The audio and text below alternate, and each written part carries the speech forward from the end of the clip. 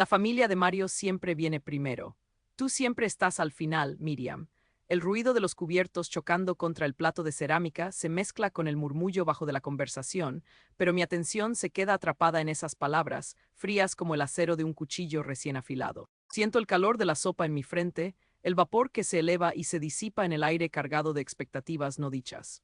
Mi madre Paz mantiene la mirada fija en mí, sus ojos detrás de esas gafas de pasta negra reflejan una calma que casi parece una sentencia judicial. Al lado, Mario asiente lentamente, como si estuviera ratificando una ley de la gravedad, y su gesto, tan mecánico, hace que el suelo bajo mis pies parezca convertirse en arena movediza. Un escalofrío recorre mi columna vertebral, no por el frío de la cocina, sino por la certeza que se instala en lo más hondo de mi pecho. Siempre he sido la que aguantaba, la que callaba sus propias necesidades para que el resto pudiera respirar.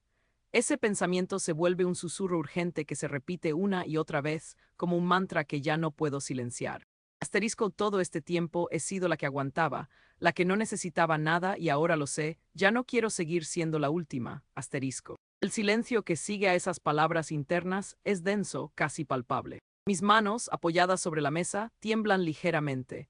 Siento el pulso en mis muñecas acelerarse, como si cada latido intentara escapar de mi pecho y gritar lo que mi garganta se niega a decir. El aroma del ajo y el cebollino del guiso se vuelve de repente invasivo, y percibo cómo cada bocado que antes disfrutaba ahora sabe a obligación, a una cuota que debo pagar sin recibir nada a cambio. En ese instante, la pantalla del televisor que colgó en la pared opposite parpadea y muestra un mensaje que parece haber sido colocado allí precisamente para romper mi concentración. Asterisco, asterisco, ¿desde dónde estás viendo este video y a qué hora?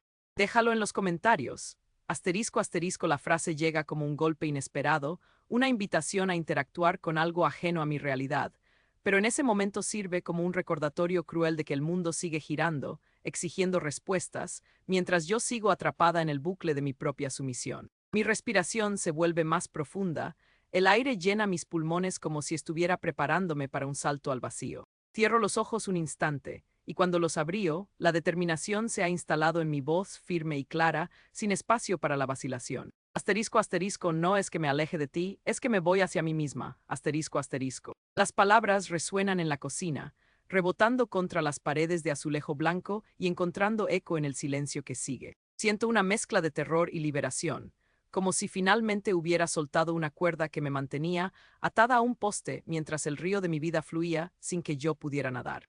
El corazón late con fuerza contra mis costillas, cada golpe una afirmación de que, por primera vez, elijo mi propio rumbo, aunque el camino adelante esté aún envuelto en la niebla de lo desconocido. Mientras mi madre aún sostiene la mirada, y Mario mantiene los brazos cruzados, yo me permito, por un solo suspiro, imaginar la sensación de pisar una calle ajena, donde el peso de las expectativas no sea una losa sobre mis hombros. El vapor de la sopa sigue elevándose, pero ahora lo percibo como una señal. Aunque el presente sea confuso y doloroso, hay una corriente interna que me empuja hacia adelante, hacia la posibilidad de construir una vida donde mi valor no dependa del sacrificio constante, sino del respeto que me brinde a mí misma. En ese instante, la cena continúa, los platos se vacían y la conversación retoma su tono habitual, pero algo en mí ha cambiado irrevocablemente. La fila en la que siempre he estado al último lugar se ha roto, y yo, con cada paso que doy, aunque todavía sea titubeante, avanzo hacia la persona que siempre he sido, pero que nunca me atreví a ser del todo. El eco de mi declaración se mezcla con el lejano murmullo de la ciudad fuera de la ventana, una promesa de que, tarde o temprano, encontraré mi propio ritmo, mi propio lugar, y finalmente, ya no seré la última. La casa estaba en silencio. Los papeles estaban firmados, no había discursos, solo firmas temblorosas y caras cansadas. Mi madre Paz lloraba más de lo que hablaba, sus ojos redondeados y la cara enjaulada por la tristeza. Papá hablaba en frases cuidadosas, como si temiera equivocarse, sus labios temblorosos al decir «Gracias por todo, Miriam», mientras yo, sentada en el sofá, observaba el despliegue de mi vida anterior como si fuera un espejo reflejando su dolor, pero sin sentir un solo pedazo de eso. Mario se sentaba rígido, con los brazos cruzados, como si la rendición fuera una lengua desconocida. Su mirada, fija en el suelo, no me buscaba ni me rechazaba. Solo existía un vacío donde antes había expectativas. Sentía el peso de los papeles en mis manos, el papel de la carta de despido que ahora era mi único compañero en la sala.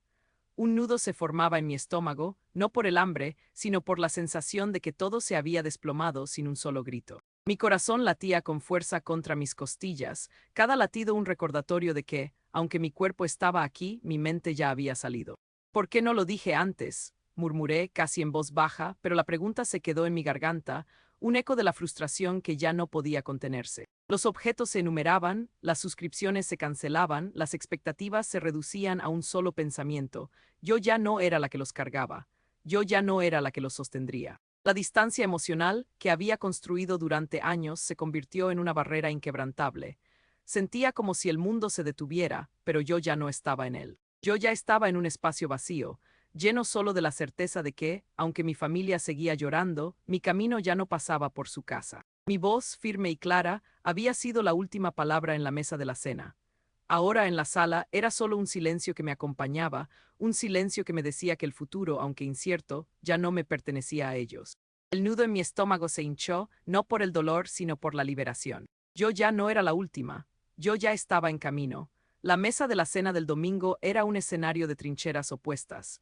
Yo sostenía mi horquillo como si fuera un arma, el aire entre nosotros tan tenso como un cable eléctrico estirado. Mi madre Paz ciraba con esa sonrisa cortante que usaba cuando se quería dar una lección de vida, mientras Mario, su favorito, comía su arroz con frijoles sin mirarme. ¿Y qué tal, señoritas y señores?, dijo ella, girando el plato de la tarta de cumpleaños hacia nosotros. El cuchillo aún goteaba crema. Gracias, respondió Miriam, los párpados apretados. Ella sabía que el silencio era su mejor arma, el único lugar donde mi madre no podía meter su nariz. Pero no, Miriam. Paz levantó la cabeza, sus ojos tras el marco de esas gafas de montura negra que intentaban suavizar su rigor. ¿Qué no dices hoy? ¿Otra vez el silencio? Mi puño se cerró como un puñal en mis muslos. Ya había contado la historia 1000 veces, que trabajé en la panadería de las 5 a.m., que me quemé los dedos al vueltas, que no debo jactarme en una familia que se ríe de las defensas. Pero esta vez, el aceite de la torera en la llama al lado de mi oreja se volvió insoportable. ¿Y qué es lo que quieren de mí? Su móvil pitó en la mesa, su pantalla iluminada por el notificarlo. Un mensaje le notificó: asterisco asterisco, ¿desde dónde estás viendo este video y a qué hora? Déjalo en los comentarios. Asterisco asterisco, ella lo tachó como distracción infantil, pero sus manos temblaron un milésimo de segundo. Yo tomé un bocado de lentejas, aunque mi lengua sabía a salitre. La familia siempre viene primero. Su voz salió antes de que mis ojos se pudieran cerrar. Se desparpilló. Miriam, ¿qué grita eso? ¿Acaso no recuerdas cómo te defendiste en la escuela? ¿Cómo hiciste polvo al vecino? ¿Cómo te metiste en líos? Pero era cierto. Mi voz siempre se había ahogado bajo el ruido de sus quejas, bajo el cuidado de los hermanos que nunca sabían cuánto había cargado. Esa noche, mientras papá reía sobre cómo, a veces las reglas son hechos, vi cómo su rostro, normalmente pulido como un zapato negro, se agitaba como una rama en la tormenta. Tierra gorda, gritó papá, como si el mundo sobre el cual se balanceaba su autoridad se tambaleara. ¿Y tú crees que estás exento de castigar a tu hermana por su insolencia? La bolsa de patatas que había dejado caída sobre el suelo resbaló hacia mí.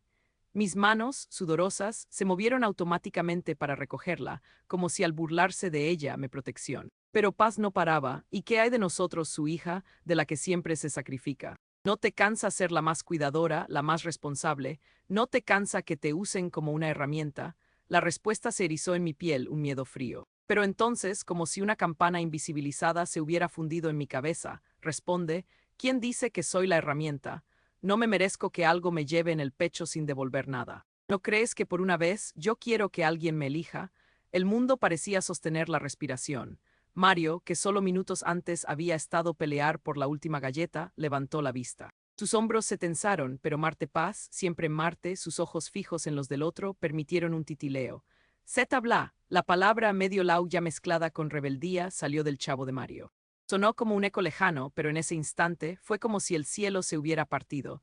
Mi corazón dio un parpadeo y aceleró un ritmo de tambores en mi pecho. Enough. Marcos, no diga rápido, su voz cortada como si tuviera miedo de que las palabras se esparcieran en pedazos, pero yo no oí order, oí la desconexión. Paz suspiró, torcida, y apartó los ojos. Javiera sintió como si hubiera ganado, pero en su mirada, ese gesto de concesión me quitaba la voz. Craig. Yo deseaba que el mundo se hangara así, en una frase que iluminara el rayo que había bajado desde lo alto de la tabla de mando.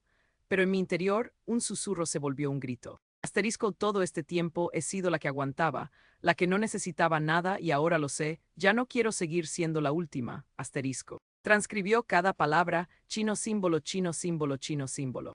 Asterisco, asterisco, petición en pantalla, asterisco, asterisco. Asterisco, asterisco, ¿desde dónde estás viendo este video y a qué hora?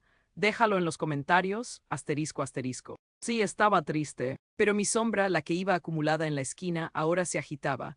Mi voz, al fin, no era solo para recoger patatas. ¿A alta voz? Pregunté, cogiéndome un palmar. ¿Alguien eco? No. Pero claro que sí, mi mano temblaba en el plato. Mamá, tengo que hablar. La declaré, las palabras saliendo barrancas como un servicio de agua supremo. ¿Sobre qué, Marcos? No, la terapia. El examen de tu hermano, no callarás lo que sientes. Que no seré la última, que si me vas a aguantar, que te haré aguantar el infierno.